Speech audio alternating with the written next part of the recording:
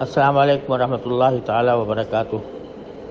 دیکھیے، پہلی بات یہ ہے کہ جو وبا میں یا تعاون میں جو جن کا انتقال ہوتا ہے ان کو شہید دنیا آخرت کے اعتبار سے کہا جاتا ہے۔ دنیا کے اعتبار سے ان کے ساتھ غسل بھی ہوتا ہے، اور اگر غسل نہیں ہو سکتا تو تیمم ہو سکتا ہے۔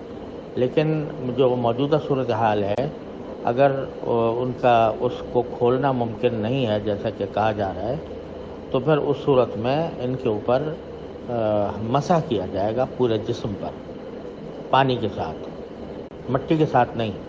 تیمم نہیں ہے، بلکہ جیسے پٹی کے اوپر مسح کیا جاتا ہے، ہلکا سا ہاتھ تر کر کے اس طرح مسح کیا جائے گا۔ اگر ہاتھ لگانے میں بھی دشواری ہو تو پھر کوئی جیسے پھایا ہوتا ہے یا کوئی کپڑے کا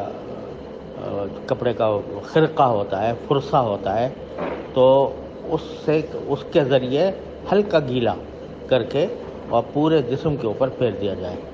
تو یہ تیمم نہیں ہے، بلکہ ایسا ہے جیسے کہ کسی کی پٹی بندھی ہوئی ہو اس حصے پر، اگر پورے حصے پر، پورے جسم پر پٹی بندھی ہوئی ہے تو اس کے اوپر ہاتھ پھیر لیں گے کہ گیلا۔